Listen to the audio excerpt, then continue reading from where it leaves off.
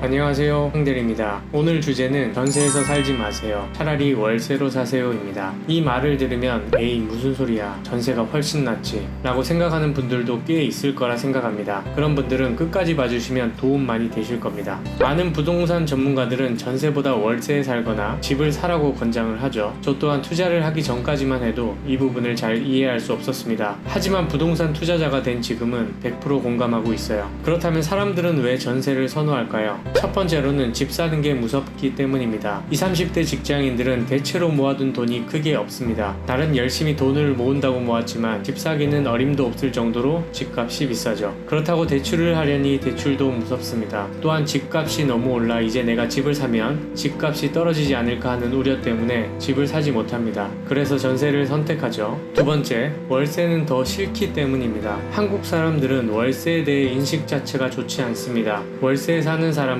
가난한 사람, 능력이 없는 사람으로 생각하는 경향이 있습니다. 보증금 자체가 전세보다 훨씬 낮기 때문에 지금까지 모아둔 돈이 없다고 생각을 해버립니다. 반대로 전세는 지금까지 열심히 돈은 모았지만 집을 사지 못한 사람, 그래서 그 모은 돈으로 전세 사는구나 라고 생각하는 거죠. 세 번째로는 전세는 돈이 줄어들지 않는다라고 생각해서입니다. 전세 기간은 최소 2년입니다. 그리고 상황에 따라 더 연장하는 경우도 있습니다. 전세금을 조금씩 올려가면서 말이죠. 그때 동안 나의 전세금이 고스란히 보존되고 있어 손해가 없다고 생각을 해버립니다. 그렇다면 왜 전세를 살지 말아야 할까요? 첫 번째, 전세 사는 동안 지출이 많아집니다. 일단 전세로 살게 되면 온갖 인테리어, 가구, 가전제품들을 채워넣기 시작합니다. 인테리어도 깔맞춤하고 아주 보기 좋게 꾸밉니다. 정작 나의 집도 아닌데 말이죠. 이렇게 빠지는 비용을 무시 못합니다. 두 번째, 돈의 액수는 그대로이지만 돈의 가치가 점차 줄어듭니다. 90년대 새우깡 가격 기억하시나요? 제가 초등학교 때 먹었던 새우깡 가격이 200원이었습니다. 지금은 얼마인가요? 보통 1200원에서 1500원 사이로 봤습니다. 또한 90년대 초 자장면 가격은 800원이었습니다. 30년이 지난 2021년은 얼마인가요? 보통 4000원에서 6000원 정도 합니다. 이처럼 물가는 계속 상승하고 있습니다. 상대적으로 돈의 가치는 점차 줄어들고 있죠. 그대로 그 돈을 가지고 있으면 조금씩 잃는 것이나 마찬가지입니다. 세 번째, 투자금 활용을 못한다. 전세에 살게 되면 목돈이 묶여버립니다. 다시 말해 내가 투자할 수 있는 시드머니가 묶인다는 겁니다. 전세 월세 비교 수치 한번 보시죠. 전세의 경우 보증금 3,600만원에 대출이자 월 36만원이 빠집니다. 월세의 경우 보증금 1,000만원에 월세 60만원이 빠지네요. 단순 수학적 계산으로 봤을 때 빠져나가는 돈은 전세 36만원, 월세 60만원입니다. 전세가 월 24만원 싸죠. 하지만 월세는 투자금이 전세보다 2,600만원이 굳었습니다. 여기서 우리는 2,600만원을 투자로 활용할 수 있어야 합니다. 투자를 통해 대출 이자보다 더 높은 수익을 내게 된다면 월세는 전혀 아까운 돈이 아닙니다. 오히려 나에겐 부동산이라는 자산 하나가 더 생겼으니 2,600만원이라는 목돈이 나에게 자동소득을 만들어준 셈이죠.